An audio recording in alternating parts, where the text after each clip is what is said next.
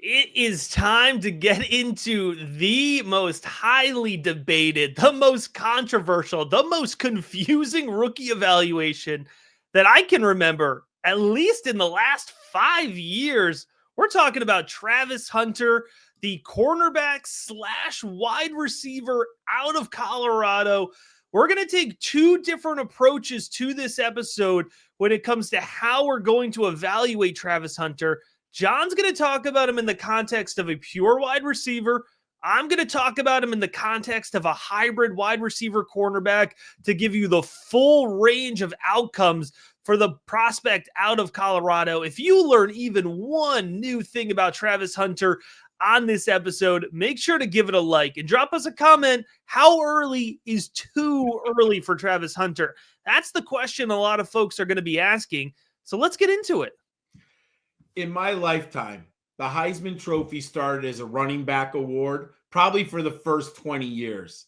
Over the last 15 years, it's basically become a quarterback award. Yet, I've been lucky enough to see two young men who absolutely killed it on both sides of the football. First, it was Charles Woodson at Michigan, but he was predominantly a cornerback who played some wide receiver. And Travis Hunter this year, Matt, he was a wide receiver and a cornerback. He was simply spectacular. However, for my grading, I am looking at him strictly as a wide receiver in everything that I'm doing right now, written and on my grades. But we can't ignore what he has done on the field. In 2023, Matt, he played 1,102 snaps and he missed 3 games. Last year, he played 1,360 snaps. Matt, I really don't think the casual fan understands how great of an athlete it is to play both sides of the ball and to learn the defensive signals and route running. And how good was he as a wide receiver this year, Matt? 92 catches for 1,152 yards and 14 touchdowns. He also had 4 interceptions and 11 pass breakups. Twice in the same game this year, Matt, he logged 3 receiving touchdowns and an interception. That is mind-blowing to me. He was the Heisman winner, and he is the first 2-time winner of the Paul Hornung Award. He was the Bednarik and Biletnikoff Award winner and All-American on both sides of the football. And I can't believe I'm going to say this, Matt. 1 year ago, if you asked me about Hunter, I would have said he's a cornerback who plays wide receiver. Right now, Matt, I think he's a better wide receiver than he is cornerback. I think that's how good of a wide receiver this young man can be. And you go back to 2023, because I had to watch tape from both years. He had 57 receptions for 721 yards and 5 touchdowns. And that's a great season, but it wasn't Heisman worthy per se. He was the first player since Champ Bailey in 1998 with 50-plus receptions and 3 interceptions. And I was a Champ Bailey guy. He ended up in Denver. He was a spectacular. He's in the Hall of Fame at cornerback. First team All-American and first team academic All-American. Travis Hunter is a great young man in the classroom and on the field. He was all Pac-12 honors at multiple positions. I've also watched some Jackson State. Hard to get a lot of film on Jackson State, but you can watch his freshman year. He was the finalist for the Jerry Rice Award, and he was the Southwest Athletic Conference Freshman of the Year and second team all-conference. In high school, he was a 5-star recruit and the nation's top-ranked prospect. He was named Georgia Player of the Year as a senior in 2021. It's amazing that he didn't end up with the Bulldogs. He was the highest graded recruit to ever commit to an FCS school since 2006. He also played point guard on the basketball team. Matt, there is no denying his incredible athletic ability. I love him as a wide receiver. What does your film analysis say of Travis Hunter? Yeah, let's check it out here. Some wide receiver film for Travis Hunter. I mean, what's just gonna jump out to you, right? It's the athleticism, Oh, pure athleticism. He's twitchy, he's fluid. Those words seem counterintuitive, but somehow they're both true at the same time. I love Hunter's change of direction ability, getting through his routes, but also after the catch. He has really nice footwork. He gets in through his routes and out very well in tremendous vertical athleticism. When you're watching Travis Hunter play, you'd believe he was 6'4, 6'4 and a half. I mean, his ability to go up and get the ball is just outstanding. And he has to do that a lot. He has excellent hands. He adjusts very well to off-target passes. That is something he is consistently doing. He's reacting well to balls thrown high, low, wide.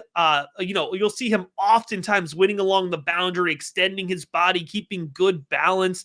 I love Hunter's ability to create separation before the catch point. I want to emphasize that here because if you watch Travis Hunter tape and if you watch, even some highlight tape, you're going to see him make a ton of awesome contested catches that he's got guys draped all over him. Well, that's often a reflection of poor timing on the passes. He's creating separation before that point. So when he's working through his routes, he is creating separation well, and he's doing it in part with a sharp release.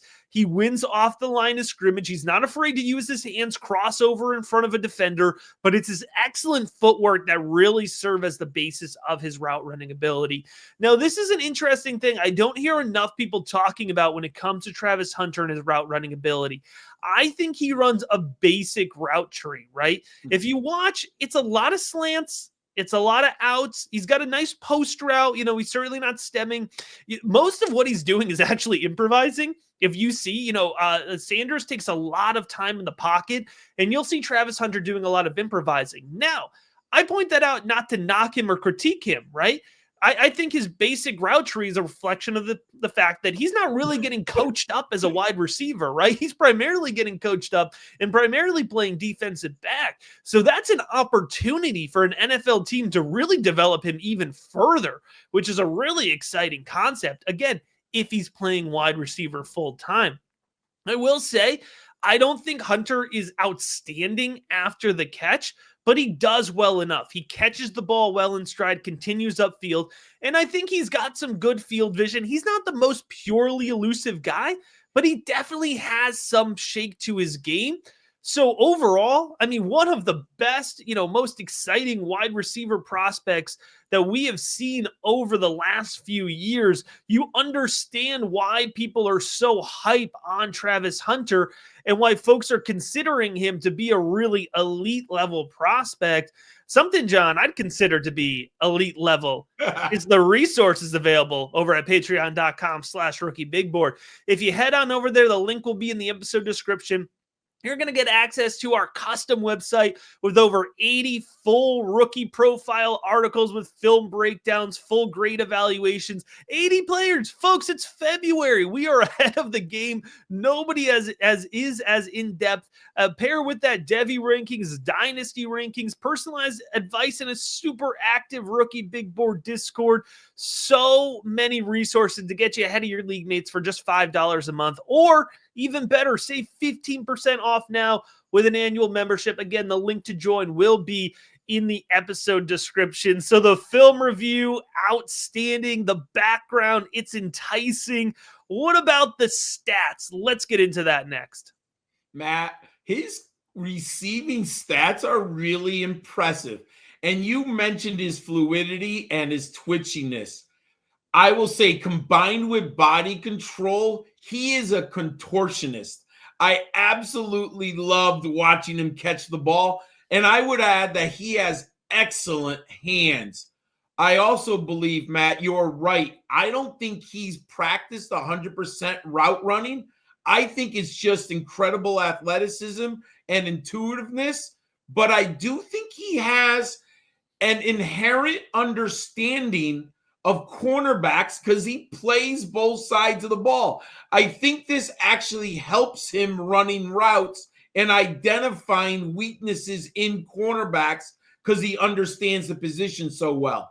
And I looked at the catch percentage. 76% catch rate. That is really nice, everyone. Yes, he has an NFL draft pick throwing the football, but there are some passes, Matt, that are not exactly on target. And Travis Hunter made a great reception. He also plucks the ball really well out of the air. He has big hands to just grab that. Team aerial dominator, 30%. I did not believe it was going to be this high. Colorado had a good wide receiver core. Matt, they had a lot of depth. They ran out 4 good playmakers on a weekly basis, and he still dominated with at 30%. His receiving yards per team pass attempt. I thought this might be a red flag. I was wrong. It's green. He had a 2.61. The benchmark is 2.5. And his yards per route run is 12.9. But you mentioned he has a lot of those quick screens, quick dump offs that bring the route running, the total number of yards down a little bit. Matt, I have him very high amongst receivers. And I'm going to give our viewers a big hint here because I've been thinking about this a lot. In dynasty leagues, if Travis Hunter falls to a playoff team, so you're looking at what, pick number 9, 8, somewhere's in there, you have to draft him. You can't let him fall behind number 10. The simple equation is his ceiling is too high. Matt, that's how I look at it. His ceiling, if we're completely wrong and he plays wide receiver, the ceiling is tremendous. And you've got, as a playoff team, you can take that risk. Matt, that's just my opinion. What does your fantasy analysis say? Yeah, I love it, John. We do not compare notes before we record these shows. And you said a magic number 10. We're going to go back to that, right? If he falls to 10, that's an interesting spot to talk about. Well, let's start, we'd like to start with NFL draft capital, right? Because it gives you an idea of opportunity. And I mean, come on, Travis Hunter, he's locked into my top draft capital bucket, which is a top 10 pick. I don't care if you're pick 1, you're pick 10. An NFL team is putting a high level of investment into you. They're going to give you a high level of opportunity. And Travis Hunter is going to get that. 3 is probably the floor for Travis Hunter. 4, maybe. I mean, he's going early. Tennessee could take him. Cleveland could take him. The Pats could certainly use him. I mean, the Giants could use it. Anybody could use Travis Hunter, right? The question is how? How are they going to use Travis Hunter? So in my, you talked about him, John, if he's a pure wide receiver. Here's where I'm at right now. In February, where I'm at right now with Travis Hunter is that I expect him to be primarily a cornerback who's going to get opportunity to play wide receiver. And when I say opportunity to play wide receiver, the number that I'm using is 5 targets a game. Okay. That's not bad, right? No. That's not high level. Certainly you're not talking about wide receiver 1 type numbers, but 5 targets a game is enough to carry some fantasy football value. Let's say he catches 60% of his balls, which is probably conservative, right? That's 3 catches a game. In Travis Hunter's dynamic play style, in a particular week, that could be 80 yards and a touchdown, right? 3 catches could get you 85 yards and a touchdown. On other weeks, that could get you 30 yards, no touchdowns, right? So the inconsistency would lower his fantasy football value for me. And so he'd be outside of wide receiver 1 range. He would fall into my category value-wise of a lower end wide receiver 2 type player, right? And so that's why my value comparison is George Pickens, somebody who in any particular week could absolutely pop off and be a top 5 fantasy wide receiver, but isn't going to get that volume so steady and so consistent that he's going to be a wide receiver 1 week in and week out. Again, that's assuming he's playing partially at wide receiver, primarily a corner. If he gets drafted as a full-time wide receiver, I mean, we're talking about him as a potential top, a 12 dynasty wide receiver instantly. And we're going to do some recalculations and we're going to do some revaluations. And that's why we always do follow-up videos after the draft on the biggest guys and the most, impactful type players with actual physical projections.